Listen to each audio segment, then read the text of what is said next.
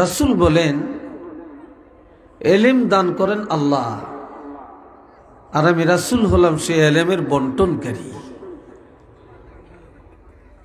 আল্লাহ দান করেন, রাসূল বন্টন করেন।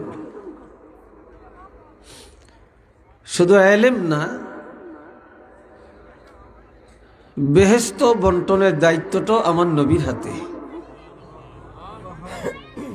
কার হাতে? নবীজির হাতে। নবীজির উছিলায় আল্লাহ আমাদেরকে সবকিছু দিচ্ছেন। কার উছিলায়? নবীজির উছিলায়।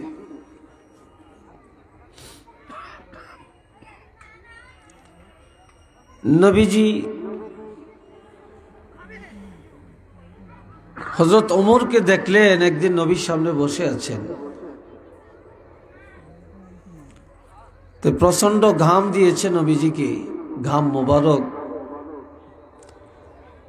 নবীজি কিছু ঘাম মোবারক হযরত ওমরের চেহারার মধ্যে নিক্ষেপ করলেন। সাহাবীরা প্রশ্ন করলেন, ইয়া রাসূলুল্লাহ, এটা কেন করলেন? নবীজি বলেন যে আল্লাহ আমাকে এত ইলম দান করছেন, আমার থেকে অতিরিক্ত কিছু ইলম ঘাম মোবারকের আকারে বের হচ্ছিল, আমি সেই ইলম হযরত ওমরকে দান করে দিলাম। অর্থাৎ ওমরকে আমি ইলম দান করলাম।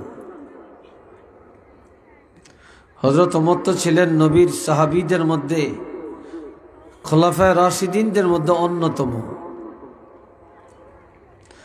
আর আল্লাহর হাবিবের একজন কি ছিলেন? শ্বশুর ছিলেন। বলেন কি ছিলেন? নবীর খলিফাদের মধ্যে দুইজন ছিলেন শ্বশুর। কয়জন? আর দুইজন ছিলেন জামাতা। হযরত আবু বকর সিদ্দিক রাদিয়াল্লাহু আর হযরত ওমর ফারুক রাদিয়াল্লাহু, এরা দুইজন ছিলেন শ্বশুর। আর হযরত ওসমান গনি রাদিয়াল্লাহু এবং হযরত আলী রাদিয়াল্লাহু, এরা দুইজন ছিলেন জামাতা। এই চারজন হলেন রাসূলের খলিফা। এদেরকে এক কথায় বলা হয় খোলাফায়ে রাশিদিন।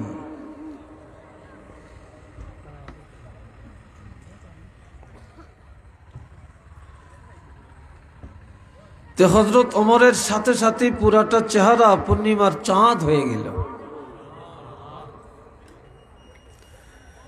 সাহাবীরা প্রশ্ন করলেন, ইয়া রাসূলুল্লাহ, এটা কেন করলেন? নবীজি বলেন, এ আমার সাহাবীরা,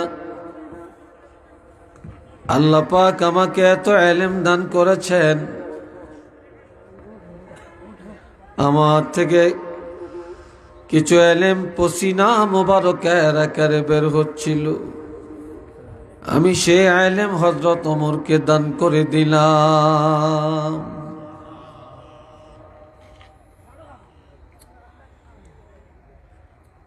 তো এই ইলম দান, ইলম বন্টন করা, তাকসিম করার দায়িত্ব হলো আমার নবীর হাতে।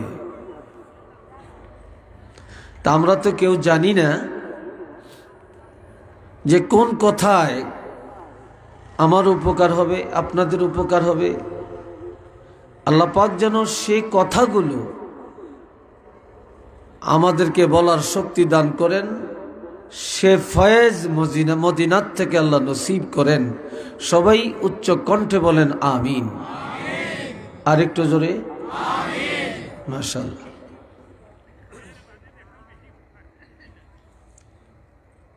আমার ভাইরা,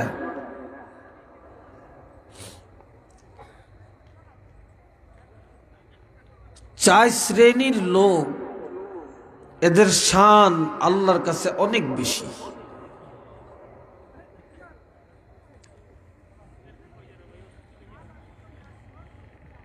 আর এক শ্রেণী হলো নবীর উম্মতের মধ্যে, এদের দাম আল্লাহর কাছে অনেক বেশি।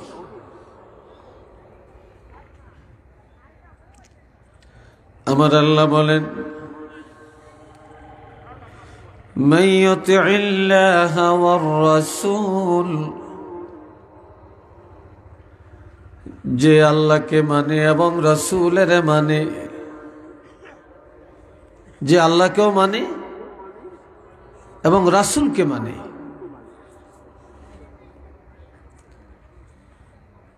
فَأُولَئِكَ مَعَ الَّذِينَ أَنْعَمَ اللَّهُ,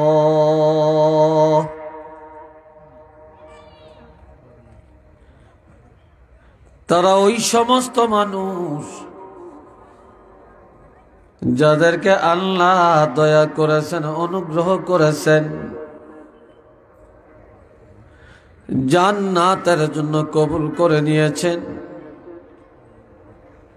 ওই সমস্ত মানুষের বন্ধু হইয়া তারা জান্নাতে যাবেন। যে আল্লাহকেও মানে রাসূলকেও মানে, সে ওই সমস্ত আল্লাহর বান্দাদের সাথে তাদের বন্ধু হইয়া জান্নাতে যাবে।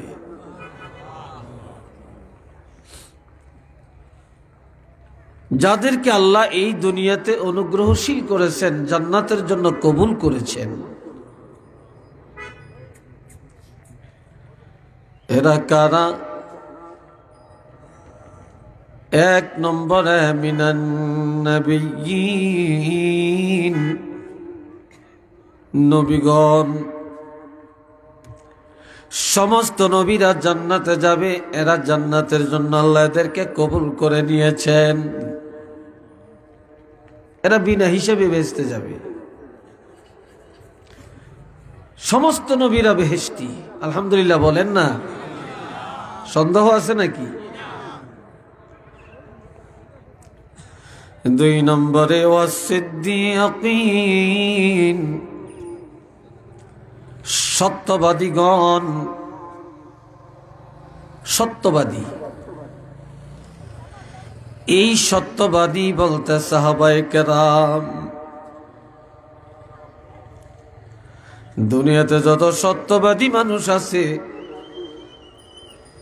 তবে সাহাবায়ে কেরামের চাইতে উত্তম সত্যবাদী আর কেউ নাই। এই সাহাবীদেরকে আল্লাহ সিদ্দিকিন বলছেন, সিদ্দিক বলছেন, সত্যবাদী বলছেন।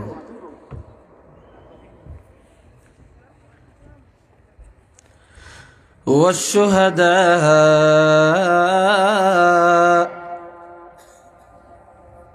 শহীদগণ। এখানে আরেকটা চেয়ার দেব। শহীদগণ যারা ইসলামের জন্য জান কোরবানি করেছে, যারা কোরআনের জন্য জীবন বিলাইয়া দিয়েছে, আল্লাহর জমিনে আল্লাহর দ্বীন কায়েমের জন্য যারা জীবন বিলাইয়া দিয়েছে, এমন শহীদ যারা, এই শহীদগণ বিনা হিসাবে জান্নাতে যাবে।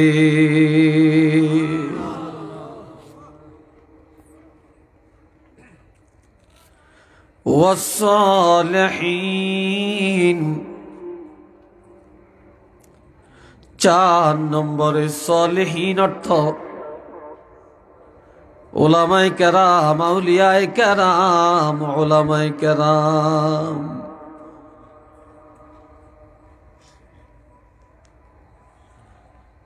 তাহলে আমরা এই আয়াতের দ্বারা বুঝলাম যে আল্লাহকে মানে, যে রাসূলের মানে, যে তাওহীদ মানে, রিসালাত মানে, তারা এক নম্বরে নবীদের বন্ধু হইয়া জান্নাতে যাবে। দুই নম্বরে সাহাবীদের বন্ধু হইয়া জান্নাতে যাবে। তিন নম্বরে শুহাদায়ে কেরামের বন্ধু হইয়া জান্নাতে যাবে। চার নম্বরে আউলিয়ায়ে কেরাম, ফজলায়ে আযম, উলামায়ে কেরামদের বন্ধু হইয়া জান্নাতে যাবে।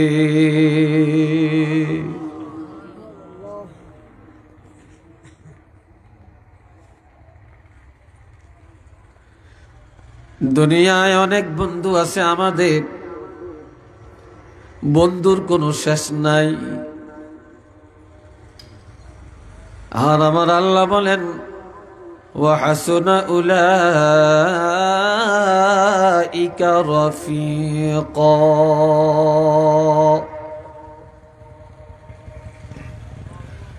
নবীদের সাথে যারা ভালোবাসা রেখেছে, সাহাবীদেরকে যারা ভালোবেসেছে, শুহাদায়ে কেরামকে যারা ভালোবেসেছে, আউলিয়ায়ে কেরাম উলামায়ে কেরামকে যারা ভালোবাসছে, তাদের এই ভালোবাসা, তাদের এই বন্ধুত্ব কতই না উত্তম বন্ধুত্ব বা উত্তম ভালোবাসা হয়ে গেছে। উচ্চ আওয়াজে বলেন সুবহানাল্লাহ। এদের এই ভালোবাসাটাই সর্বোত্তম ভালোবাসা, এই সঙ্গটাই সর্বোত্তম সঙ্গ। এই জন্যে আল্লামা রুমি বলছেন, সোহবতে সালেহ তোরা সালেহ কুনদ, সোহবতে তালেহ তোরা তালেহ কুনদ, মাইলে মোমেন সোয়ে মোমেন মিশাওয়াদ, মাইলে কাফের সোয়ে কাফের মিশাওয়াদ। নেককার ওলি আল্লাহদের সাথে যারা ভালোবাসা রাখছে, এই ভালোবাসার কারণে তারা সে ওলি আল্লাহ নেককারদের বন্ধু হয়ে জান্নাতে যাবে। আর কাফের বেঈমান ইহুদি নাসারার সাথে যারা ভালোবাসা রেখে চলছে, ওই বেঈমান ইহুদি নাসারার বন্ধু হয়ে তারা জাহান্নামে যাবে। আর এক শায়ের বলেন, মোমেনের বন্ধু হবে মোমেন, মোমেনের বন্ধু হবে সাহাবায়ে কেরাম, মোমেনের বন্ধু হবে আল্লাহ, মোমেনের বন্ধু হবে ওলি আল্লাহ। আর কাফেরের বন্ধু হবে কাফের। মোমেনের বন্ধু কাফের হতে পারে না, আর কোন কাফেরের বন্ধু মোমেনরা হতে পারে না।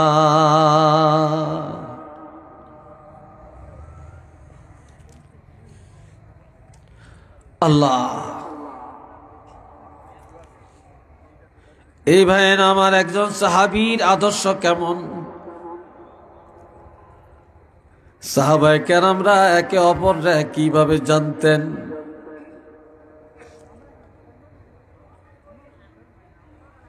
একদিন আল্লাহর হাবিব জিহাদের মধ্যে যাওয়ার ঘোষণা দিলেন। কোথায়? আমি কথা জিগাইলে একটু উত্তর দিয়েন, মেনমিন আওয়াজ দিয়েন না। আমরা কি বাঘ মার্কা মুসলমান না বিলাই মার্কা মুসলমান? তো কথা বলেন না কেন? মনে হয় যেন কথা ভিতর থেকে বের হতে চায় না। খিদা লাগছে খুব, মনে হয় সিন্নি টিনি খাওয়াইয়া বইলে ভালো হইতো।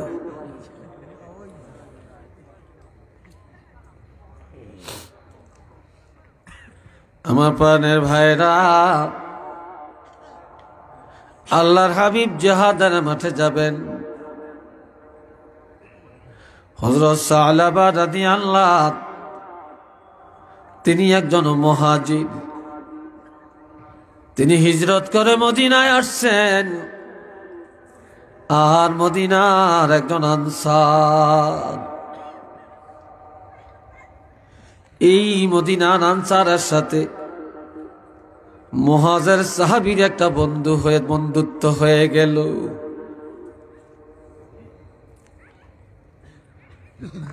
আর আল্লাহর নবী জিহাদের ঘোষণা দিলেন। দোনো বন্ধুর মনের আশা নবীর সাথে জিহাদে যাবেন, নবীজির সাথে জিহাদে যাবেন। এদিকে কথা হচ্ছে কেন?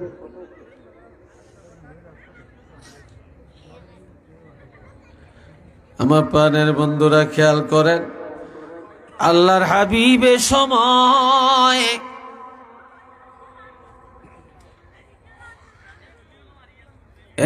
সময় সালাবার নামটা ঘোষণা দিলেন, কিন্তু আনসারের নাম ঘোষণা করলেন না। আনসারের মনের আশা নবীর সাথে জিহাদের মাঠে যাবেন, কিন্তু যাইতে না পেরে মনের ব্যথায় কাঁদেন। নবী তাকে ডাকলেন, আনসার রে তুমি কাঁদো কেন? আনসার বলে, ইয়া রাসূলুল্লাহ, আমার মনের অভিপ্রায় ছিল আপনার সাথে আমি যুদ্ধে যাব, কিন্তু আপনি তো আমাকে নেন না, আমার নামটা ঘোষণা দিলেন না, কিন্তু আমার বন্ধু মুহাজিরের নামটা ঘোষণা দিলেন। আর এই সময় মুহাজির আল্লাহর হাবিবের কাছে একটা দরখাস্ত করল, ইয়া রাসূলুল্লাহ, আমার ঘর একা এক জায়গায় মরুভূমিতে, চারপাশে কোনো বাড়িঘর নাই, আমার বিবি যুবতী, আমার বিবি একা একা ঘরের মধ্যে কিভাবে থাকবে? কে তাকে পাহারা দিবে? তখন আমার নবী বললেন, সিদ্ধান্তের পরিবর্তন হবে না রে। এ মুহাজির সালাবা, তুমি আমার সাথে যুদ্ধের ময়দানে যাবে, আর তোমার বন্ধু আনসার তোমার বাড়িটা পাহারা দিবে। সে তোমার বাড়ি পাহারা দিবে।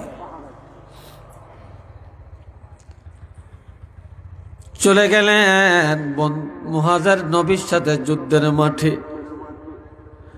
আনসার বন্ধুর বাড়ি পাহারা দিয়ে রাখছে। হঠাৎ একদিন ঘরের ভিতরের থেকে আওয়াজ আসলো, আনসার।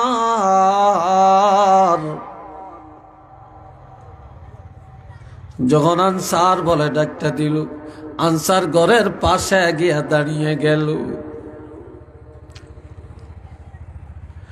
এবার বন্ধুর পরিবার একটা কাগজ লিখে কিছু বাজার সদায়ের কথা কাগজের মধ্যে লিখে দিল। আনসার বাজারে চলে গেলেন, বাজার সদাইগুলো নিয়ে আসলেন। দরজার মধ্যে যখন টোকা মারলেন, বন্ধুর পরিবার দরজা খুলে দরজার আড়ালের মধ্যে চেহারাটা আড়াল করে নিজের হাত বাড়ায়া আনসারের হাত থেকে যখন বাজার সদাই নিতেছিল, তখন আনসারের নজরে বন্ধুর পরিবারের হাত তার নজরে পড়ে গেল। এত সুন্দর চেহারা, এত সুন্দর নকশা হাতের, এত রূপ, যার হাতের মধ্যে এত রূপ তার চেহারার মধ্যে জানি কত রূপ। তখন শয়তানের ওয়াসওয়াসায় আনসার ঘরের দরজা খোলা দেখে ঘরের ভিতরে ঢুকার চেষ্টা করলো। এইবার মুহাজিরের স্ত্রী, যুবতী স্ত্রী বুঝে ফেলল, আনসারের অন্তরে শয়তান ওয়াসওয়াসা দিচ্ছে, আমার একা ঘর একা বাড়ি, আমার স্বামী যুদ্ধের ময়দানে রাসূলের সাথে, আর আনসার সুযোগ পায়া আমার ইজ্জত নষ্ট করার চেষ্টা করার পায়তারা করছে। সাথে সাথে মহিলা দরজাটা বন্ধ করে দিয়া বলল, এরে আনসার, তুমি একজন সাহাবীর বন্ধু, তুমি এখনই আল্লাহকে ভয় করো, তুমি আর সামনে একটা কদম আগাইও না। একটু জোরে কন্যা সুবহান।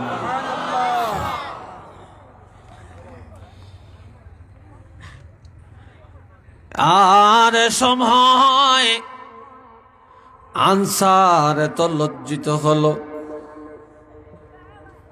লজ্জিত হয়ে বাড়ি ছেড়ে পাহাড়ে পাহাড়ে পাগলের ন্যায় ঘুরে আর আমার আল্লাহকে ডাকে, আর নিজের অপরাধের জন্য অনুশোচনা করে। জিহাদের ময়দান থেকে বিজয় বেশে গাজীর মর্যাদা নিয়া সাহাবী হযরত মুহাজিরান আসআলাবা রাদিয়াল্লাহু যখন ফিরে আসলেন, বাড়িতে এসে বিবিকে বলল, বিবি রে, আল্লাহর হাবিবের নির্দেশে আমার বন্ধু আনসার বাড়ি পাহারা দেওয়ার দায়িত্বে ছিল, সে বন্ধু আনসার কোথায় আছে?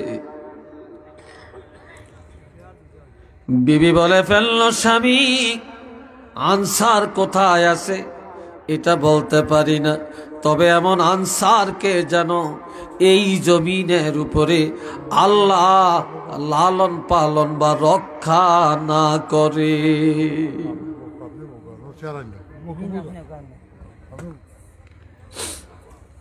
বেকেরে স্যার একটা করিয়ে দেন, তুই তো সারে বসেন বসেন, কথা কেন না। আল্লাহ বুঝতেছেন তো নাকি? হ্যাঁ, খুব খেয়াল করিয়া। বন্ধুরা রে আমার, বিবি বলে ফেলল, আনসারকে যেন আল্লাহ লালন পালন না করে। এটা কঠিন ভাষায় তাকে বরদোয়া করা হলো। সাহাবীর সাথে সাথে বিবিকে একটা ধমক দিয়া বলল, বিবি, এক মুসলমান আর এক মুসলমানের বরদোয়া দিতে নাই। সে যত বড় অপরাধী হোক না কেন,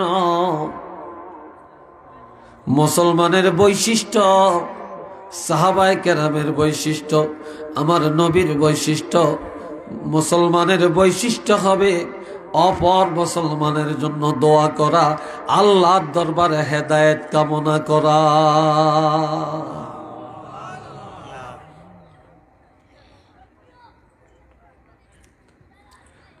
তখন সাহাবী বুঝে ফেললেন নিশ্চিত একটা কঠিন কিছু ঘটনা ঘটে গেল, যার কারণে তার বিবি এই কথা বলতে বাধ্য হলো। তখন মুহাজির একজন সাহাবী, তিনি চিন্তা করেন, আমি একাই জান্নাতে যাব এটা তো হবে না, সাহাবীরা জান্নাতে যাবে এটা তো হয় না। আমার ভাই আনসার যদি কোনো গুনাহে লিপ্ত হইয়া জাহান্নামী হয়ে থাকে, তাহলে আমার একজন সাহাবী হইয়া প্রথম দায়িত্ব হবে আমার ভাইকে জাহান্নাম থেকে বাঁচানো। সে কোথায় আছে তালাশ করি, এবং সে যে অন্যায় করেছে সেই অন্যায়ের জন্য তাকে তওবা করানোর ব্যবস্থা করি।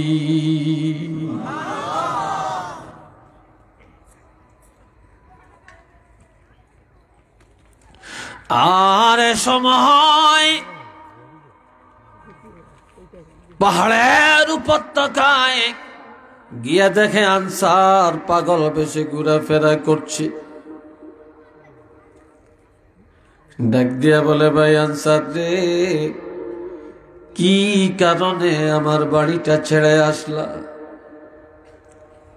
তখন আনসার তাকে জবাব দেয়, বন্ধু মুহাজির, তুমি একজন সাহাবী, তুমি একজন মুহাজির, তুমি একজন যোদ্ধা, তুমি একজন গাজী, কাজে আজকে তুমি কোনোটাতেই এত ভাগ্যবান হতে পারো না, তবে একটা কারণে তুমি বড় ভাগ্যবান হয়েছ।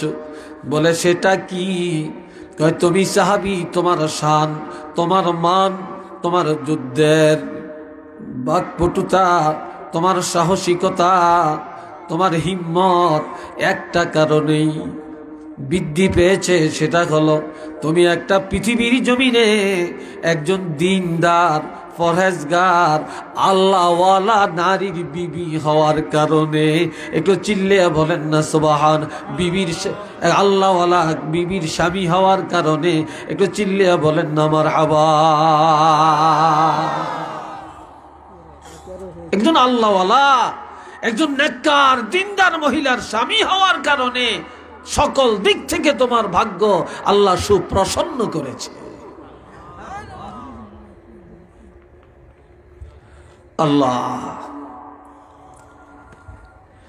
সাথে সাথে বলে ফেললো, আনসার বলে ফেললো, ভাই আমি বাজার সদাই নিয়ে যখন ঘরে আসলাম, তখন শয়তানের ধোঁকায় আমি একটু তোমার বিবির প্রতি আসক্ত হয়ে পড়লাম, যার কারণে আমি ঘরে ঢোকার চেষ্টা করলাম।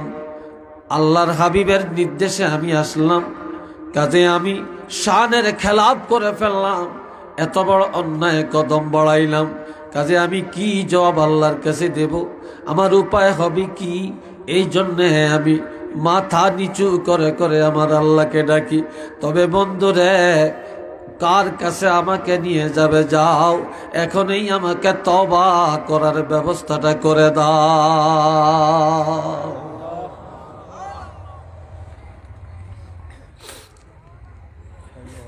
এই সময় দুই বন্ধু চলে গেলেন হযরত ওমরের দরবারে। কার দরবারে? হযরত ওমর ফারুক রাদিয়াল্লাহর কাছে। হযরত ওমরকে ঘটনা জানানো হয়। হযরত ওমর বলে, আমি ওমর জানি না কিভাবে আল্লাহ এমন অপরাধী আনসারকে ক্ষমা করবে। চলে যাও, আমার কাছে দেরি করবা না, কারণ আমার ভয় লাগতেছে এমন অপরাধীর কারণে না জানি কোন গজব এসে পড়ে। চলে গেলেন হযরত আবু বকর সিদ্দিকের দরবারে। সিদ্দিক আকবরকে ঘটনা জানায়। হযরত আবু বকর সিদ্দিক রাদিয়াল্লাহু বললেন যে আনসার এত বড় অন্যায় কদম বাড়ালো, এই আনসারকে কিভাবে আল্লাহ ক্ষমা করবে? আমি আবু বকর জানি না, তবে আমার থেকে দূর হয়ে যাও, আমার ভয় লাগতেছে এমন অপরাধীর কারণে না জানি কোনো গজব চলে আসে। এরপরে চলে গেলেন আল্লাহর হাবিবের দরবারে। যাকারান নবিয়া সাল্লাল্লাহু আলাইহি ওয়াসাল্লাম, পুরাটা ঘটনা নবীকে জানানো হলো। ফাসাকাতান নবিয়্যু সাল্লাল্লাহু আলাইহি ওয়াসাল্লাম, আল্লাহর হাবিব কোনো কথা না বলে, কোনো জবাব না দিয়ে চুপচাপ করে বসে রইলেন।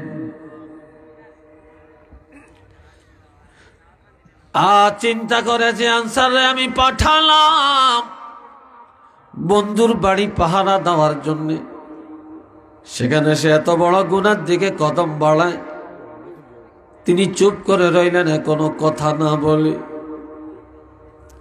তখন হযরত জিবরাইল আমিন এসে আল্লাহর হাবিবের তেলাওয়াত করে শুনাইয়া দেন, আল্লাযীনা ইযা ফাআলু ফাহিশাতান আও যালামু আনফুসাহুম যাকারুল্লাহা ফাস্তাগফিরু লিযুনুবিহিম ওয়া মান ইয়াগফিরুয-যুনুবা ইল্লাল্লাহ ওয়া লাম ইউসিররু আলা মা ফাআলু ওয়া হুম ইয়া'লামুন।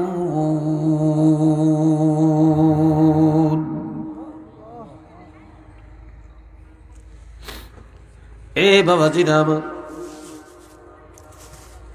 আমার আল্লাহ বলেন, জিবরিল আমিনকে পাঠিয়ে দিয়া ঘোষণা দিয়া দেন,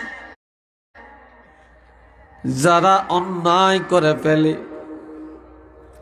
ব্যভিচার করে ফেলে, সীমা লঙ্ঘন করে ফেলে, বা কবিরা গুনাহ করে ফেলছে,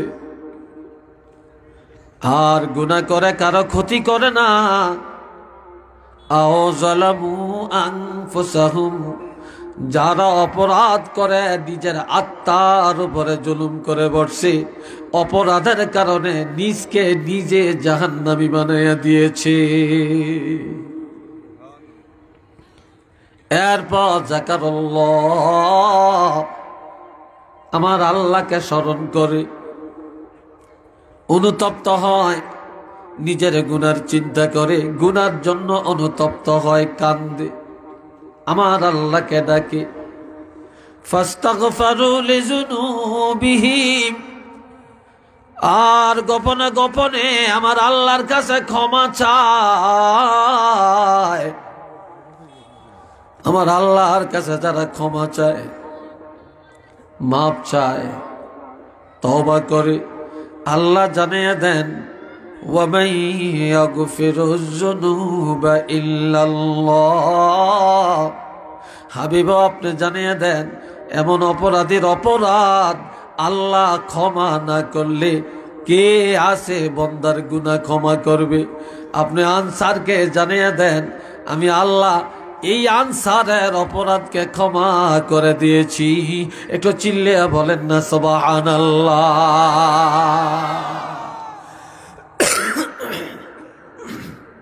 আপনারা কেন এই প্যান্ডেলটা করলেন? আমার খুব বিরক্ত লাগতেছে, এইভাবে ঠান্ডাগুলো আসতেছে।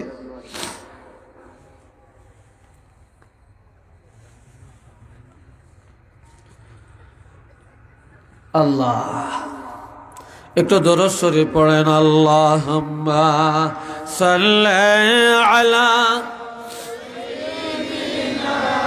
মাওলানা মুহাম্মদ ওয়া আলা আলি সাইয়্যিদিনা। জোরে জোরে আল্লাহুম্মা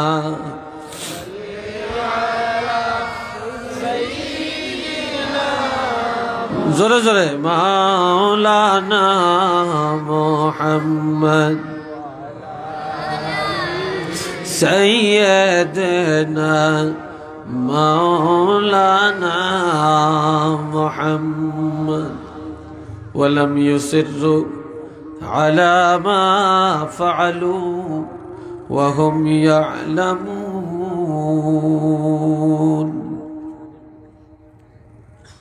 ঈমানদারেরা ইচ্ছা করে অপরাধ করতে পারে না। মুসলমান ইচ্ছা করে করে কবিরা গুনাহ করতে পারে না। যে মুসলমান দাবি করে ইচ্ছা করে সুদ খাইতে পারে না, ঘুষ খাইতে পারে না, জুলুম করতে পারে না, মানুষ কতল করতে পারে না, কারো হক কারো অধিকার খর্ব করতে পারে না, জিনা ব্যভিচারে যাইতে পারে না, মদ জুয়ার আড্ডায় যাইতে পারে না। কেননা মুসলমানের অপরাধ যদি হয়ে যায় অনিচ্ছায় হয়। কেননা যারা খাঁটি মুসলমান তারা কখনো জানিয়ে শুনিয়ে অপরাধ করে না। একটু চিল্লিয়ে বলেন না নাউযুবিল্লাহ।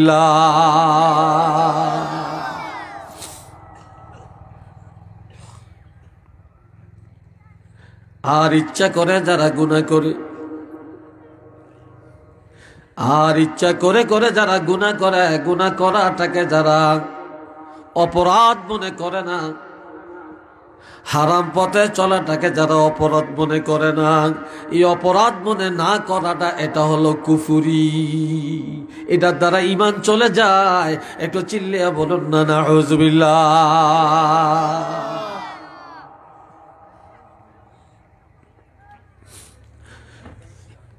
সাহাবায়ে কেরামের সবচেয়ে বড় আদর্শ হলো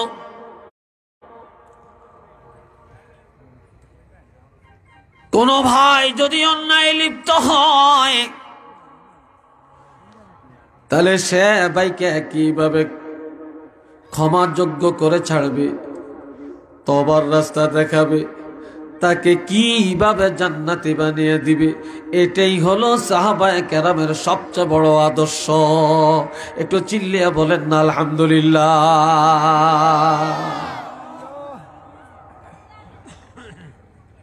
আমার ভাইরা রে, আল্লাহর হাবিব হাদিসের মধ্যে ইরশাদ করেন ক্বালা রাসূলুল্লাহ সাল্লাল্লাহু আলাইহি ওয়াসাল্লাম আসহাবী কান্নুজুম বিআইহিম ইক্তাদাইতুম ইহতাদাইতুম।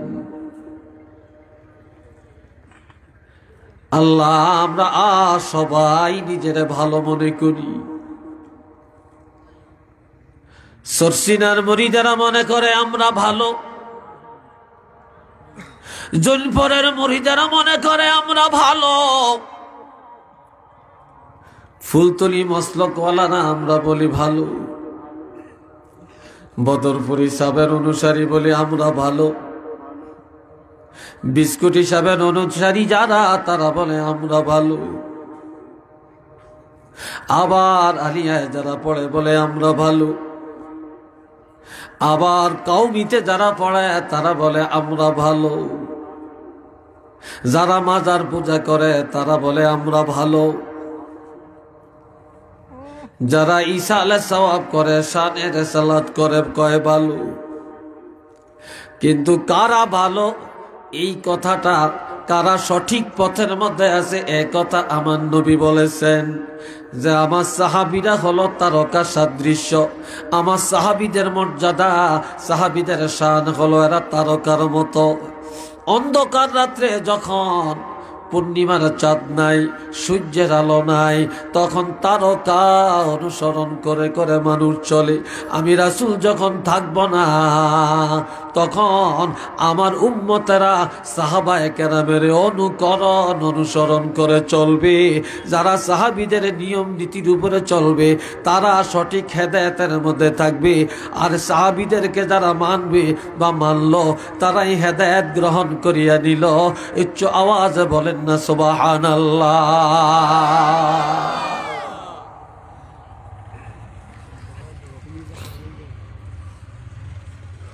আরেক হাদিসে আছে ক্বালা রাসূলুল্লাহ সাল্লাল্লাহু আলাইহি ওয়াসাল্লাম মা আনা আলাইহি ওয়া আসহাবি। সবাই একবার বলেন না আলহামদুলিল্লাহ। আর একটু আওয়াজ দিয়া।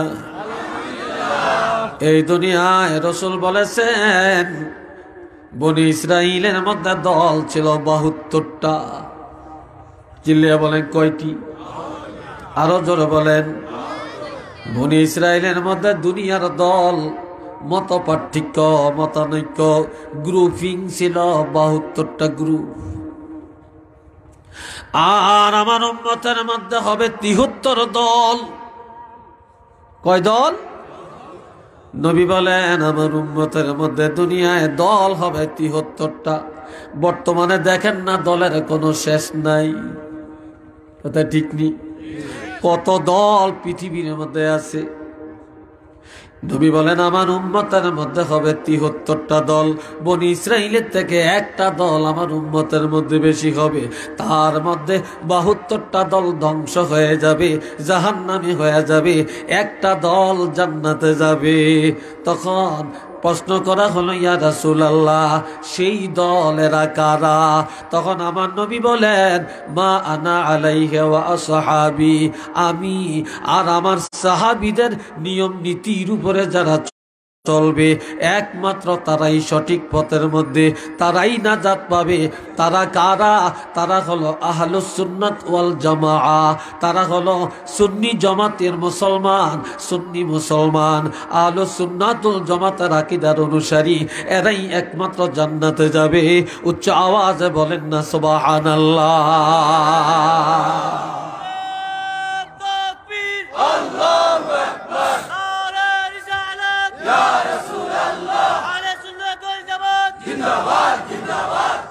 মাশাআল্লাহ, সবাই বলেন আলহামদুলিল্লাহ। তাহলে সাহাবীদের শান নবীর কথা দিয়ে এত বাড়ালেন, এত মর্যাদা যে মা আনা আলাইহি ওয়া আসহাবি, আমি আর আমার সাহাবীদের উপরে যারা থাকবে একমাত্র তারাই নাজাত পাবে। তারাই হলো আহলুস সুন্নাত ওয়াল জামাআহ। সেটা ফুলতলি মুসলকেরও হতে পারে, সরসিনা মুসলকেরও হতে পারে, সে যেই মুসলকের হোক না কেন, যদি এই আদর্শ তার মধ্যে থাকে সেই হলো আহলুস সুন্নাহ। একটু চিল্লিয়া বলেন না মারহাবা।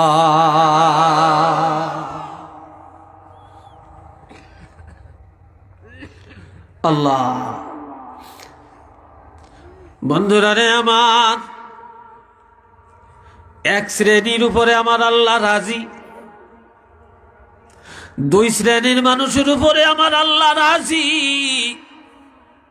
জোরে বলেন কয় শ্রেণী?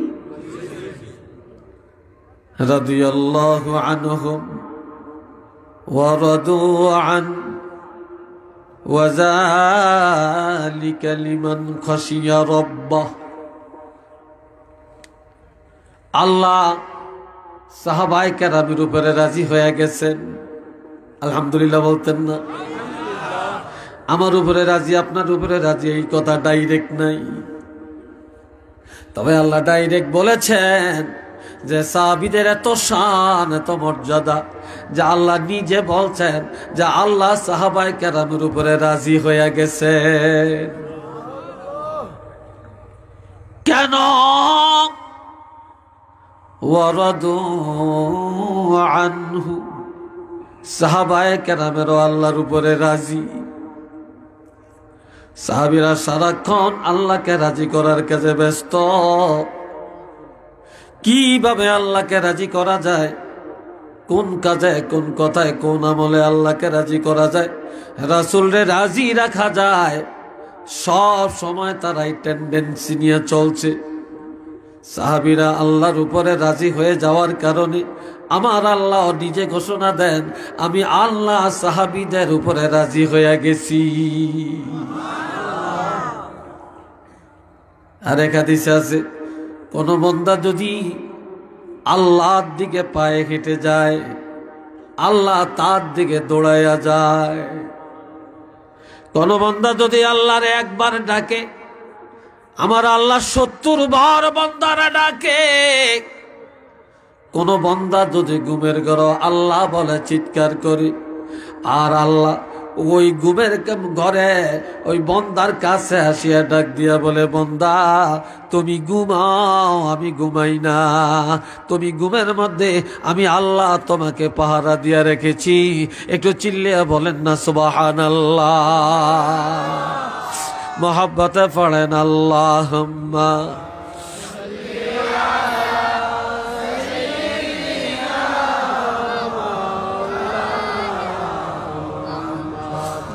ওয়া আলা আলি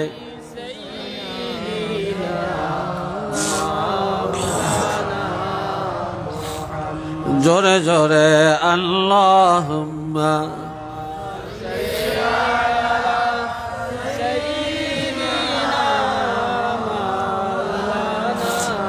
মুহাম্মদ ওয়া আলা আলি সাইয়্যিদিনা, আরো জোরে আল্লাহুম্মা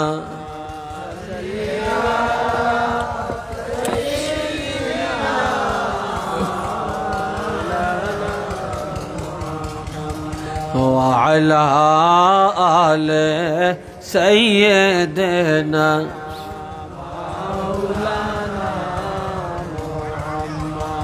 সবাই মোহাব্বত একবার বলেন আলহামদুলিল্লাহ। কষ্ট হইতেছে আপনাদের না? এটা কিসের আওয়াজ?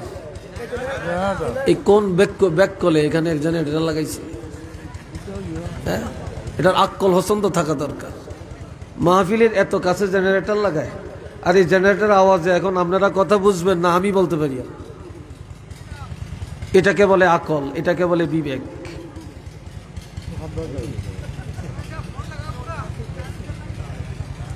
রাগ করছেন আমার কথা, হয়তো যেটা বাস্তব কথা আমি বলে ফেলছি। আল্লাহ আমার ভাইয়েরা রে, এই মাইক ঠিক করো তাড়াতাড়ি। তাহলে সাহাবীরা আল্লাহর উপরে রাজি, আল্লাহ সাহাবীদের উপরে রাজি। কি কথা ঠিক না? আর এক শ্রেণীর উপরে আল্লাহ রাজি, ওয়াযালিকা লিমান খাশিয়া রাব্বা। এই দুনিয়ায় যারা আমার আল্লাহকে ভয় করে, সব সময় আমার আল্লাহকে ভয় করে চলে, উঠতে বসতে শুইতে খাইতে দুনিয়ার প্রত্যেকটা কাজে যারা আমার আল্লাহকে ভয় করে চলে, আমার আল্লাহ বলেন ওই আল্লাহকে ভয় করে এমন বান্দা বান্দির উপরে আল্লাহ রাজি হয়ে গেছে। তাদের উপরও আল্লাহ রাজি হয়ে গেছে। তাহলে এই দুনিয়ায় সাহাবায়ে কেরামের পরে, শুহাদায়ে কেরামের পরে সবচেয়ে বেশি ভয় আল্লাহকে যারা করে, তারা হলেন আউলিয়ায়ে কেরাম, তারা হলেন উলামায়ে কেরাম। কন্যা উচ্চ আওয়াজে মারহাবা।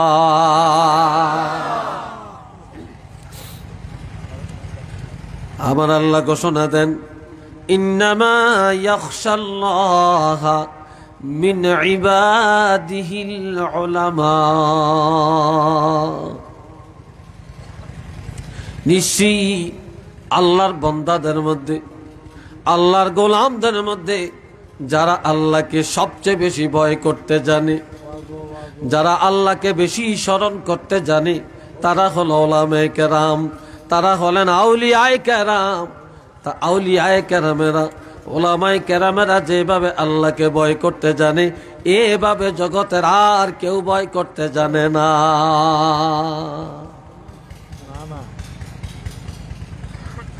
আমার বন্ধুরা রে খেয়াল করেন, তাহলে যারা উলামায়ে কেরাম, যারা আউলিয়ায়ে কেরাম, যারা সালেহিন নেককার, তাদের উপরে আল্লাহ রাজি না বেরাজি? কেউ আল্লাহ রাজি না বেরাজি? আর একটু জিল্লে এখন আল্লাহ রাজি। আজকে আমরা যারা এখানে আসছি, আল্লাহকে রাজি করার জন্য না বেজার করার জন্য? সাহাবীদের জিন্দেগিটা ছিল আল্লাহকে রাজি করার কাজে না বেজার করার কাজে? হ্যাঁ, তাহলে যারা জীবনের প্রত্যেকটা মুহূর্ত আল্লাহকে সন্তুষ্ট করার কাজে নিয়োজিত রাখে, ওই বান্দাদের উপরে আল্লাহ রাজি হয়ে গেছে। সেই বান্দাদের উপরে আমার আল্লাহ রাজি হয়ে গেছে। উচ্চ আওয়াজে বলেন না আলহামদুলিল্লাহ। আল্লাহর হাবিব বলেন, একদিন নিমতু ফারা আইতুনি। আওয়াজটা ঠিক করছে না কেন? আগুন লাগে গেছে এটা গ্রামে, ওই তো কান বন্ধ করছে, ক্লিয়ারেন্স পাইতে দিলে। মাইক ঠিক করবা? তা মাইক তো ঠিক করবে, মাইকের হ্যাঁ ব্যাটারি চলে, তো ব্যাটারি ভালো ভোল্টের ব্যাটারি আনো না। আল্লাহ, যাই হোক আমার ভাইয়েরা, কথা বোঝা যায় তো নাকি? বেচারার ব্যাটারি চলে, সারাদিন চলছে, কি করব? আল্লাহ আল্লাহ খেয়াল করেন। রে বন্ধুরা আমার, আজ আমরা দুনিয়ার পিছনে দৌড়াই, সাহাবীরা দুনিয়ার পিছনে দৌড়ায় না। সাহাবীরা সারা দিন সারা জনম আল্লাহর সন্তুষ্টির পিছনে দৌড়াইয়া আল্লাহর সন্তুষ্টির পাত্র হলেন, ঠিক কি না? কিন্তু আমার নবী বলেছেন যে আল উলামা ওয়ারাসাতুল আম্বিয়া, উলামারা হলো নবীর ওয়ারিস। আর নবীরা ওয়া ইন্নাল আম্বিয়া লাম ইউয়ারিসু দিনারান ওয়ালা দিরহামা, নবীরা দিনার এবং দিরহাম ওয়ারিস রেখে যান না, টাকা পয়সা ঘর বাড়ি জায়গা জমিন ওয়ারিস রেখে যান না। নবীরা ওয়ারিস রেখে গেছেন উলামায়ে কেরাম, নবীরা ওয়ারিস রেখে গেছেন সাহাবায়ে কেরাম। একটু চিল্লিয়ে বলেন না সুবহানাল্লাহ। এলেমকে ওয়ারিস রেখে গেছেন। এরে ভাইয়েরা আমার, নবী বলেন নিমতু ফারাআইতুনি,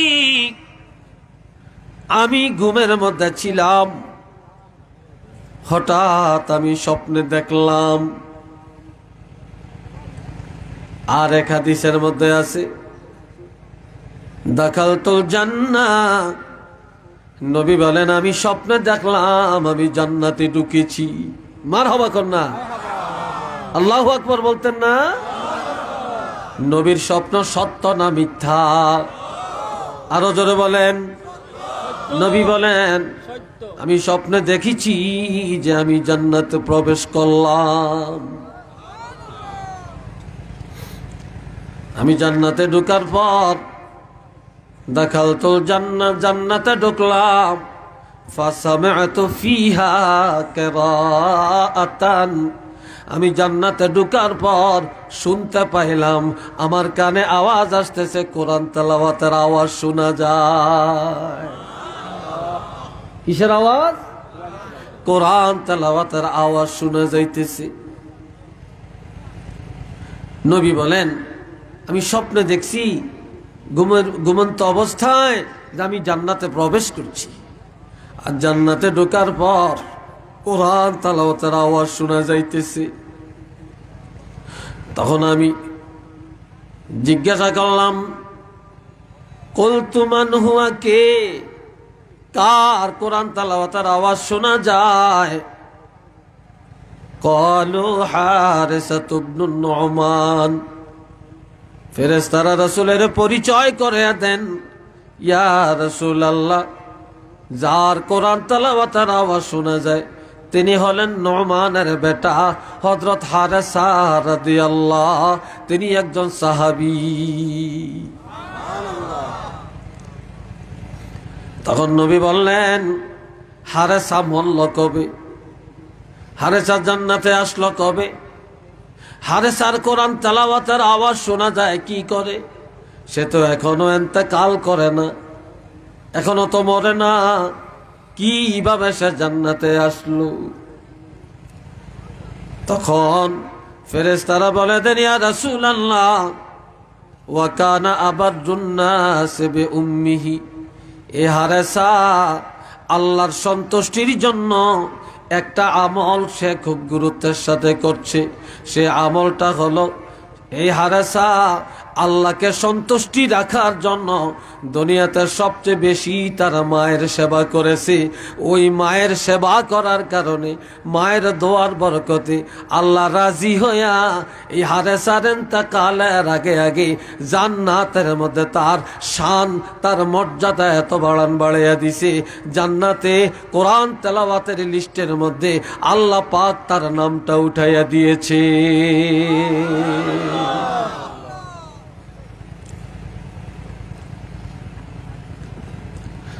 আল্লাহ, আজ এই খেদমতটা তো আমাদের মধ্যে নাই। এই জন্য আল্লাহ বলেন, আল্লাহর হাবিবকে লক্ষ্য করে হাবিব আপনি বলেন, ইন্না সলাতি, আমার নামাজ, ওয়া নুসুকি, আমার কোরবানি, ওয়া মাহিয়ায়া, আমার জিন্দেগি, ওয়া মামাতি, আমার মরণ, লিল্লাহি রাব্বিল আলামিন, বিশ্ব জগতের প্রতিপালক আল্লাহর জন্যে। আমাদের নামাজ হবে কার জন্যে? আরো আস্তে বলেন, আরো আস্তে কোন? মাশাআল্লাহ, একটু জোরে বললেন। আমার আল্লাহ কোন? যে বলবে আমার নামাজ কার জন্য, আমার কোরবানি কার জন্য, আমার জীবনটা হবে কার জন্য, আমার মরণটা হবে কার জন্য, আমার বিয়ে শাদী কার জন্য, আমার ছেলে মেয়ে হবে কার জন্য, আমার ব্যবসা বাণিজ্য কার জন্য, আমার রাজনীতি হবে কার জন্য? জোরে বলেন। আমরা সুদ খাইয়াম কার জন্য? এটা কয় না, কি এটা কর না দি? আমরা সুদ খাই কার জন্য? সুদে টাকা লাগাই কার জন্য? ঘুষ খাই কার জন্য? এগুলো সব শয়তানের জন্য। একটু চিল্লিয়া বলেন না নাউযুবিল্লাহ, ঠিক না? তাহলে যার জিন্দেগি হয় আল্লাহর জন্য, তার আদর্শটি হলো নবীর আদর্শ, তার আদর্শই হলো সাহাবায়ে কেরামের আদর্শ। আর যার আদর্শ হয়, যার জিন্দেগি হয় শয়তানের কাজে, তার আদর্শ হলো ইবলিসের আদর্শ, আবু জেহেলের আদর্শ, ফেরাউনের আদর্শ। তার ঠিকানা হবে জাহান্নাম। উচ্চ আওয়াজে বলেন না নাউযুবিল্লাহ। আমরা বেহেশতে যাইতে চাই না জাহান্নামে যাইতে চাই? আর একটু জোরে বলেন, কারা কারা জাহান্নামে যাবেন একটু হাতটা তোলেন। কি হ্যাঁ, দেখছেন নি? বুঝছে না? ও আল্লাহ, এটার নাম পরীক্ষা। এটার নাম কি? পরীক্ষা। আমরা সবাই জান্নাতে যাইতে চাই, রাজি আছেন? এটা দুইটা হাত তুলে আমার আল্লাহরে দেখান।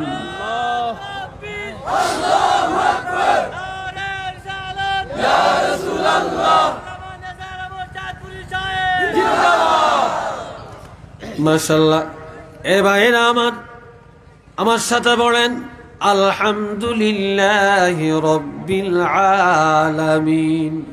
বলছেননি সবাই? বলেন আলহামদুলিল্লাহ। রাখেন, এতটুকু রাখেন। সবাই বলেন আলহামদুলিল্লাহ। প্রশংসার মালিক কে? প্রশংসার যোগ্য কে? প্রশংসা কার জন্য? একজনও প্রশংসা করল না, কেউ প্রশংসা করল না। তারপরেও আল্লাহ নিজে নিজে প্রশংসার যোগ্য। কথা ঠিক কিনা? কেউ যদি প্রশংসা নাও করে তাহলে আল্লাহর ওয়াহদানিয়াত আর জালালিয়াত কামালিয়াত কমে যাবে না। কেননা আল্লাহ নিজেই প্রশংসার যোগ্য। এটা মারহাবা কোন? সাহাবায়ে কেরাম সব সময় দুঃখে সুখে খায়া না খায়া শুধু আল্লাহর প্রশংসা করতেন। কি করতেন? আল্লাহর প্রশংসা করতেন। যে আল্লাহর প্রশংসা করতেন সে আল্লাহর পরিচয় রব্বিল আলামিন। সবাই বলেন রব্বিল আলামিন। যিনি বিশ্ব জগতের প্রতিপালক সে আল্লাহর জন্য প্রশংসা। আমাদের অভিভাবক কে? প্রতিপালক কে? হায়াতের মালিক কে? মৌতের মালিক কে? রিজিক দেয় কে? বাতাস কার? আগুন কার? দিন কার? রাত্র কার? সূর্য কার কথায় চলে? চন্দ্র কার কথায় চলে? জোয়ার বাটা কার হুকুমে চলে? সমুদ্রের মাছ খাওয়ায় কে? দুনিয়াতে ঘুম দিছে আমাদের চোখের মধ্যে কে? ঘুমায় না কে? জোরে বলেন ঘুমায় না কে? যে আল্লাহ ঘুমায় না সে আল্লাহ হলেন আমাদের প্রতিপালক। একটু চিল্লে বলেন না সুবহানাল্লাহ।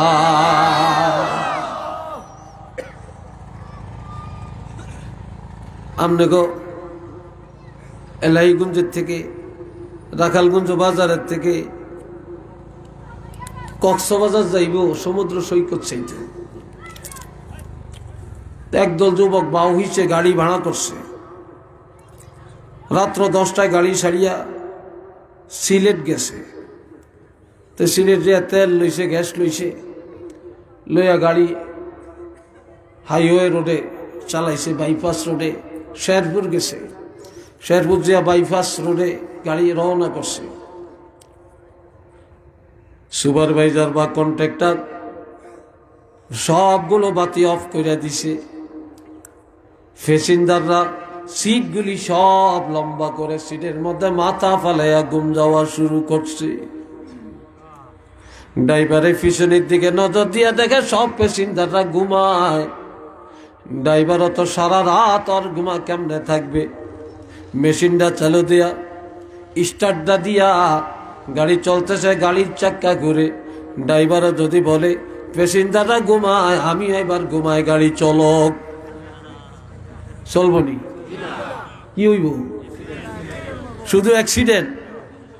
কত অ্যাক্সিডেন্ট হয়ে যায় আল্লাহ জানে, শুধু অ্যাক্সিডেন্ট না কোনো।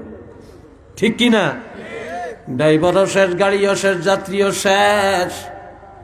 এই জন্য আমার আল্লাহ বলেন আল্লাহু লা ইলাহা ইল্লা হুয়াল হাইয়ুল কাইয়্যুম লা তা'খুযুহু সিনাতুন ওয়ালা নাওম। আল্লাহ তার পরিচয় দেন আল্লাহ। তিনি হলেন আল্লাহ, তিনি হলেন রব, তিনি হলেন অভিভাবক, তিনি হলেন মালিক। যে আল্লাহ ছাড়া কোনো ইলা নাই। তিনি চিরঞ্জীবী, তিনি চিরস্থায়ী। আল্লাহর মরণ নাই, লয় নাই, ক্ষয় নাই। ওয়াল আউয়াল ওয়াল আখির ওয়াল যাহির ওয়াল বাতিন।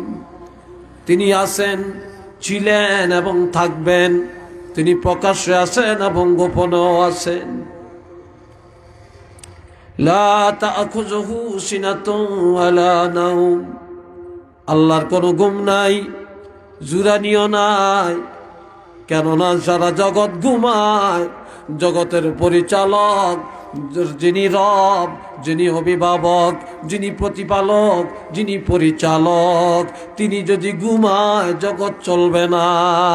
যে আল্লাহ ঘুমায় না, সারা জগৎ ঘুমায়, সে আল্লাহর জন্য হলো প্রশংসা। এটা চিল্লিয়ে বলেন না সুবহানাল্লাহ।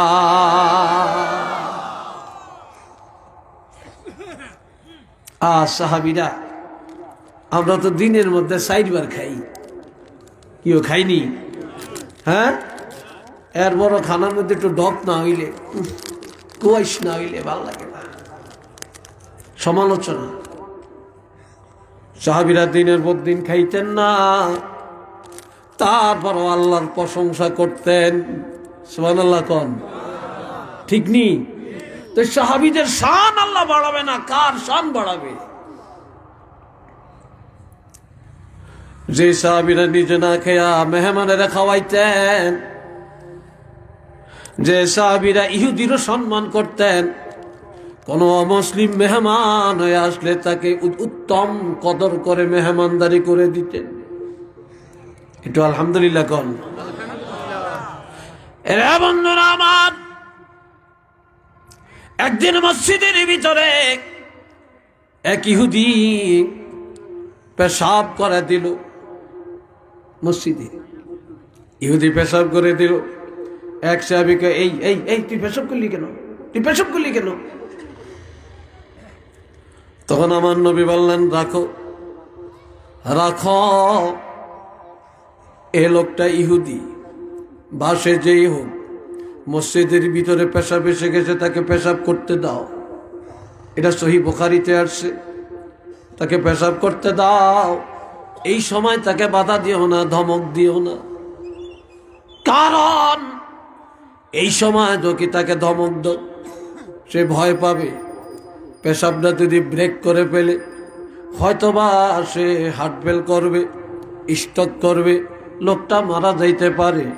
কাজেই তার পেশাব আসছে, পেশাব করতে দাও, পেশাবটা ক্লিয়ার হয়ে যায়। যখন পেশাব শেষ হয়ে গেল, ইহুদি ডরে কাঁপতে আসে। ভয়ে কি করতেছে? কাঁপতেছে।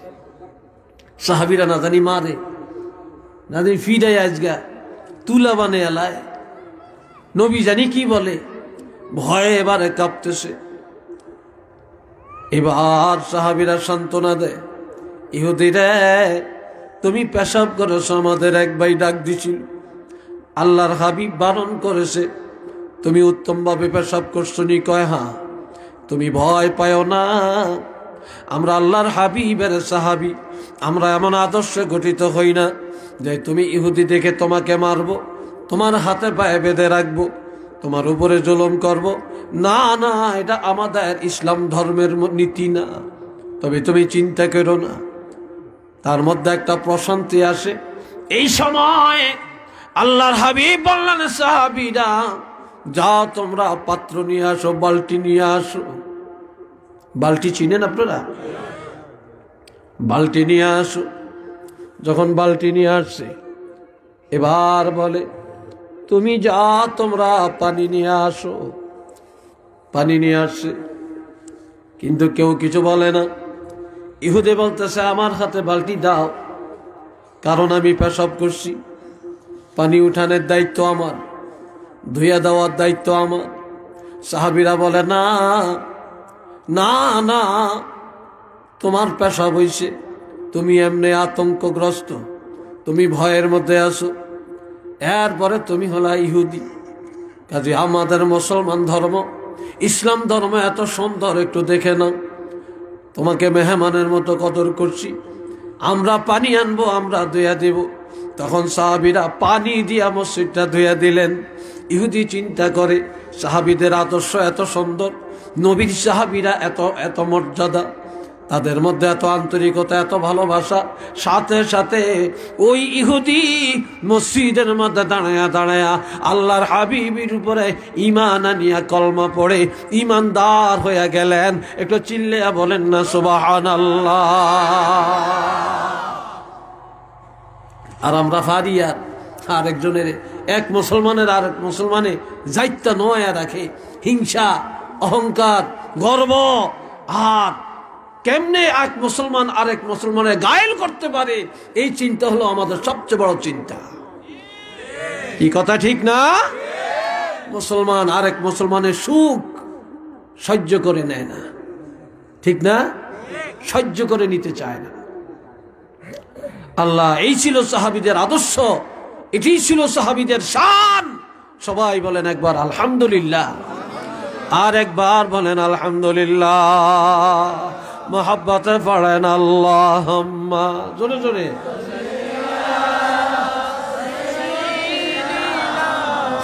মাওলানা মুহাম্মদ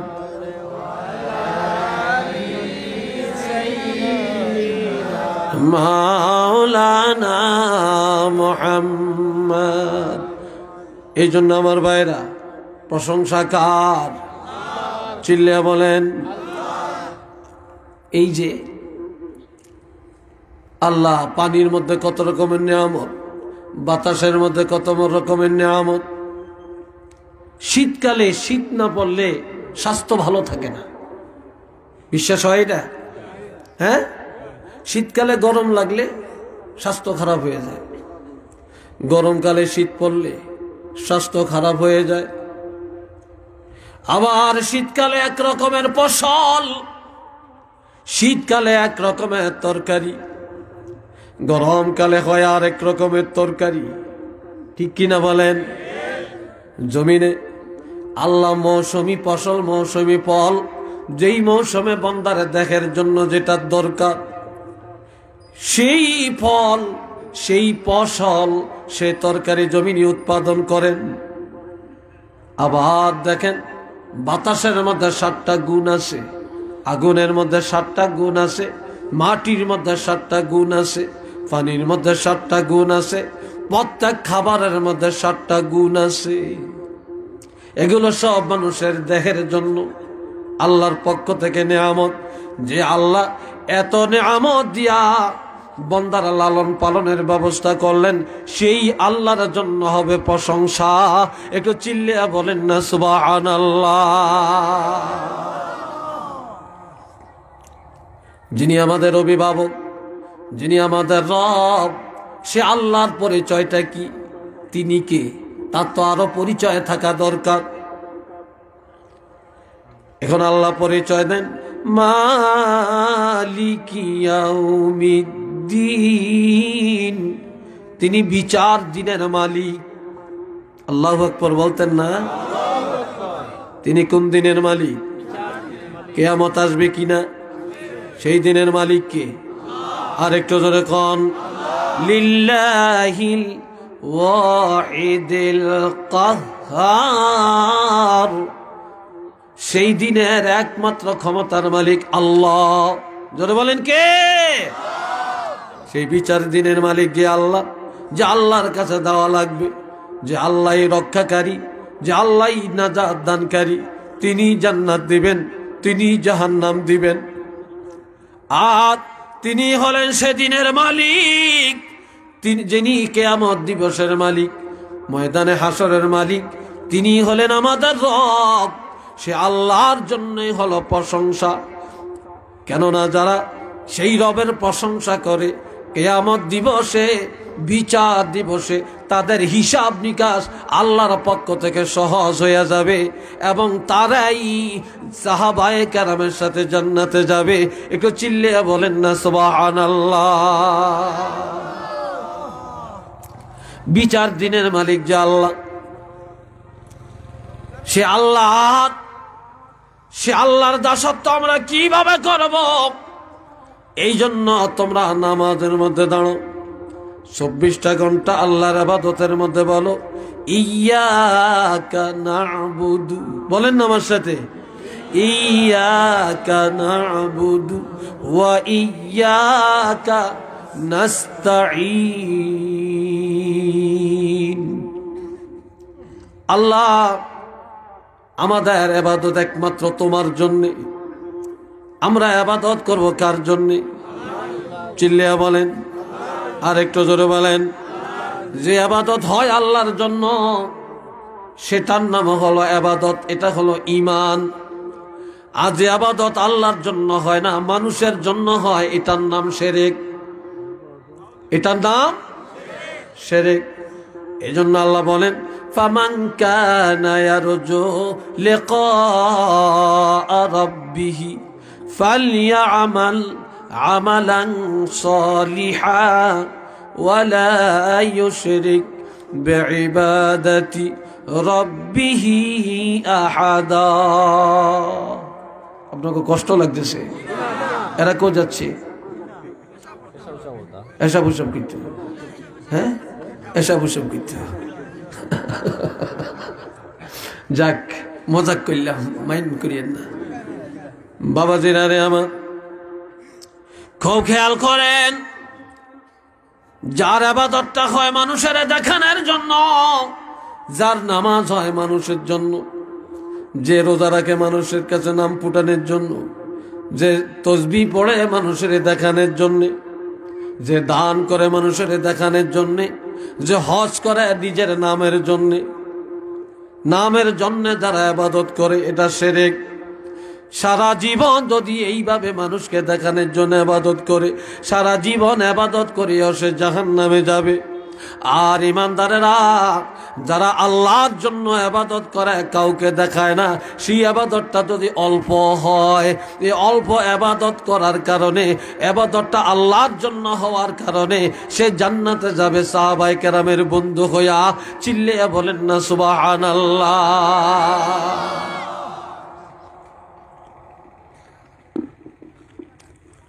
আমার প্রাণের ভাইয়েরা, ইয়্যাকা না'বুদু, আল্লাহ আমরা একমাত্র তোমার ইবাদত করি, ওয়া ইয়্যাকা নাস্তাঈন, আল্লাহ একমাত্র তোমার এই সাহায্য কামনা করি। সাহায্যের মালিক কে? আরেকটু জোরে কোন, সাহায্যের মালিক আল্লাহ। আমার ভাইয়েরা রে, আল্লাহ কিভাবে বান্দাকে সাহায্য করেন? হযরত মুসা কালিমুল্লাহ পাহাড়ে রওনা করলেন। হঠাৎ করে একজনই লোকের সাথে দেখা, রাখালগঞ্জে, ধনী মানুষ, লন্ডনী আমেরিকান পার্টি। জিজ্ঞাসা করে, মুসা কই যাও? কয় পাহাড়ে। মুসা, আল্লাহকে একটু জিজ্ঞাসা করবা, আল্লাহ আমারে এত টাকা পয়সা, এত জায়গা জমিন, এত বেশি বেশি দিছে, এগুলা রক্ষা করতে পারি না, কি করলে আমার সম্পদ কমে যাবে, আমিও রক্ষা করতে পারবো? কয় জিজ্ঞাসা। কিছু দূর যাওয়ার পরে দেখে একটা মহিলা ওই জাফা ব্রিজের গোড়ায় দাঁড়িয়ে রয়েছে। কয় মুসা কই যাও? কয় পাহাড়ে। কয় মুসা রে, আমার একটা কথা আল্লাহকে একটু জিজ্ঞাসা করবা। বলে কি? ও যে একটা ভাঙ্গা ঘর দেখো, এই ঘরটা আমার, আমি একটা ভালো ঘর করতে পারি না, ভালো কাপড় কিনতে পারি না, অভাব দূর হয় না, কি করলে আমার অভাবটা দূর হবে? আল্লাহকে জিজ্ঞাসা করবানি। কয় ঠিক আছে। কিছু দূর যাওয়ার পরে যাইতে যাইতে সদরি বাজার গেছে। যায় দেখে সদরি বাজারের 3 রাস্তার একটা মোড় আছে, আসেনি? সেখানে একটা লোক শুয়ে রয়েছে মাটির মধ্যে, 2 হাত নাই, 2 পাও নাই। দেখে বলে, মুসা কোথায় যাও? বলে পাহাড়ে। কেন যাও? আল্লাহর সাথে কথা হবে। আমার একটা কথা জিজ্ঞাসা করবা। বলে কি? আমি তো দুনিয়ার কোনো কাম কাজ করতে পারি না, কোনো কাজে লাগলাম না। মুসা, আল্লাহকে একটু জিজ্ঞাসা করবা, কি কারণে আল্লাহ আমাকে বানাইছে? আমার হাতও নাই, পাও নাই, দুনিয়ার কামাই রোজগার আমার দ্বারা হয় না, আল্লাহর উদ্দেশ্যটা কি? কয় ঠিক আছে, জিজ্ঞাসা করব। আল্লাহর দরবারে যায় বলে, আল্লাহ 3 লোকের খবর নিয়ে আসছি। কয় লোকে? জয়নাডিনে কয় না, কয় লোক? 3 লোক। তার মধ্যে একজন ধনী, সামলাইতে পারে না তার সম্পদ, কি করলে তার সম্পদ কমে যাবে। আমার আল্লাহ কয় মুসারে লোকটারে বলবা সে যেন আমার নেয়ামত অস্বীকার করে আমার শুকুর আদায় না করে, তাহলে সম্পদ কমে যাবে। ঠিক আছে আল্লাহ বলে দিব। আল্লাহ আর একটা মহিলা, তার অভাব দূর হয় না, ভালো একটা ঘর করে বাস করতে পারে না, কি করলে তার অভাব দূর হবে। আমার আল্লাহ কয় মুসা মহিলা যেভাবে আছে এইভাবেই যেন বেশি বেশি করে আমার শুকুর আদায় করে, আর বেশি বেশি করে যেন আমার ইবাদত করে, তাহলেই তার অভাব দূর হয়ে যাবে। ঠিক আছে বলে দিব। আল্লাহ আর একটা লোকের খবর, তুমি তারে চিনো, 2 হাত নাই 2 পাও নাই, দুনিয়ার কোনো কামাই করে খেতে পারে না, কেউ দিলে খায়, না দিলে উপাস কাটায়।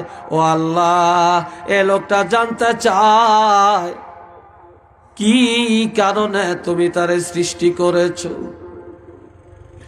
আমার আল্লাহ কয় মুসারে লোকটাকে বলবা আমি তাকে দিয়া জাহান্নাম পুরা করব, তারে বেহুদা বানাই না, আমার উদ্দেশ্য তারে দিয়া জাহান্নামের লাকড়ি বানাবো। আল্লাহ খবর কয়ে দিয়া চলে আসছে। প্রথমে দেখা সেই আতুর মানুষটার সাথে, আতুর বুঝেন তো, আতুর মানুষটার সাথে মুসা আমার খবর আনছিনি, কে আনছি, কি খবর? আল্লাহ তোমারে বেহুদা বানায় না, আল্লাহর উদ্দেশ্য হলো আল্লাহ তোমাকে দিয়ে জাহান্নামের লাকড়ি বানাবে। লোকটা চোখটারে বড় করে বলে মুসা যাইও না, একটু দাঁড়াও। আবারও কও আল্লাহ কি কইছে? আল্লাহ বলছে তোমাকে দিয়া জাহান্নামের লাকড়ি বানাবে। লোকটা হাসতে হাসতে বলে মুসা সত্য করে বলো আল্লাহ কথাটা বলছেনি? কয় হ্যাঁ। আল্লাহ যদি বলে থাকে খুশি হইয়া হাসতে হাসতে বলে আলহামদুলিল্লাহ আলহামদুলিল্লাহ আলহামদুলিল্লাহ। আল্লাহ যেখানে রাখিয়া খুশি, এতদিন জানলাম আল্লাহ আমাকে বেহুদা বানাইছে রে, আজকে জানলাম আল্লাহ বেহুদা বানায় না, আল্লাহ তো একটা কাজের জন্য বানাইছে। তাহলে আল্লাহ যেখানে রাখিয়া খুশি হবে আমিও সেখানে থাকিয়া রাজি হইয়া খুশি হইয়া গেলাম। আল্লাহর কাজে আমি বেজার হই না, আল্লাহর সিদ্ধান্তে খুশি হইয়া গেলাম। মুসাই কয় বাপরে বাপ, এতে জাহান্নামের লাকড়ি হইব? খুশি হইয়া আলহামদুলিল্লাহ বলতেছে। মুসাই চলে গেছে, লোকটা খালি আল্লাহর শুকুর আদায় করে।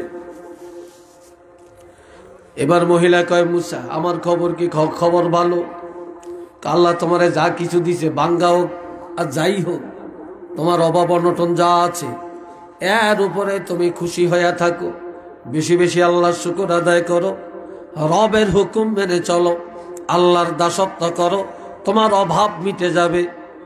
মহিলাটা মুখটারে ভেঙ্গে কই মুসা বিল্লাহ ওর পয়গম্বর হইছে, এটা একটা খবর নিয়ে এসে আল্লাহর লগে আবার কথা কইতে যায়, এরম না খবর নিলে এসে মুসা। আল্লাহ লইছিল এই কথাটা বলতে, এত চেষ্টা করলাম অভাব যায় না, যেভাবে আসি এইভাবে থাকবো, এটা কি বললা? মুসাই কয় আল্লাহর কথা তোমারে জানাইছি, তুমি মানলে মানো না মানলে নাই, আমি চলে যাই। কিছুদূর যাওয়ার পরে হালকা একটা বাতাস আসছে। কি আসছে? হালকা একটু বাতাস এসছে, মহিলার ভাঙ্গা চূড়া ঘরটা উড়াইয়া কোথায় নিয়ে ফালাইছে খবর নেই। পিছে পিছে ডাকে মুসা মুসা মুসা। কই কিতা কিতা? কয় আমার তো চালান শেষ। কয় কি হয়েছে? কয় বাতাসে আমার ঘরটা কোথায় নিয়ে ফালাইছে, এখন যে আমি একটু আশ্রয় নিয়ে আমি এটাও তো নাই। কয় কা? এবার বেটকাই থাকো, আল্লাহ না বলছে যা দিছে তা নিয়ে শুকুর আদায় করো, তুমি আল্লাহর শুকুর আদায় করো না, আল্লাহ যা দিছে তাও নিয়ে গেছে। গেছে ধনির কাছে। ধনী কয় মুসা আমার খবর কি? কয় খবর ভালো।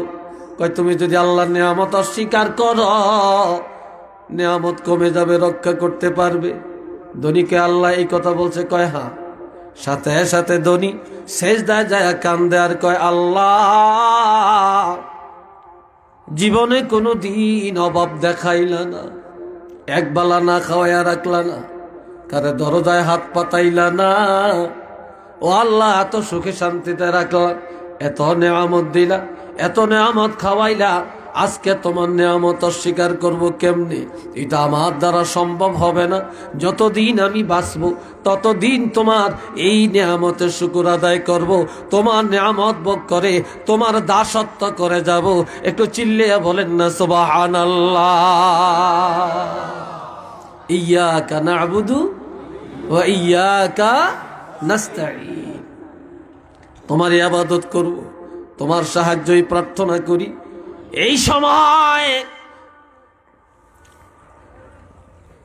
আমার আল্লাহ মুসা কালিমুল্লাহকে বলে, মুসা রে, এ মুসা, ধনীরে জানিয়ে দে তার ধন আরো বেড়ে যাবে, তবে রক্ষা করার ক্ষমতা আমি আল্লাহ তাকে দিব একমাত্র আমার দাসত্বের মাধ্যমে, আমার শুকুর আদায় করার কারণে।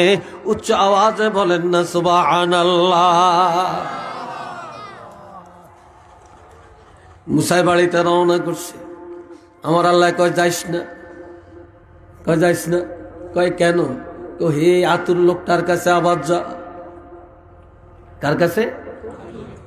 আতুর লোকটার কাছে, যার হাত নাই পাও নাই, যাকে দিয়া জাহান্নামের লাকড়ি বানাবো।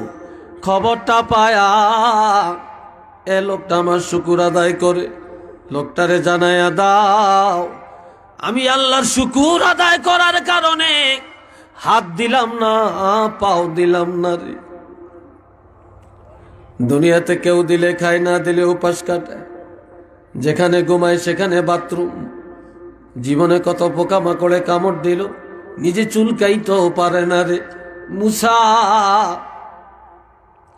এই লোকটারে দিয়া জাহান্নাম পূর্ণ করব, খবরটা পাইয়া সে আমার উপর বেজান না হয়ে আমার সিদ্ধান্তের উপরে রাজি হইয়া শুকুর আদায় করলো, যার কারণে তাকে জানিয়ে দাও আমি তাকে দিয়া জাহান্নামের লাকড়ি বানাবো না। এই লোকটাকে দিয়া আমি আল্লাহ জান্নাতুল ফেরদাউস পূর্ণ করে দিব।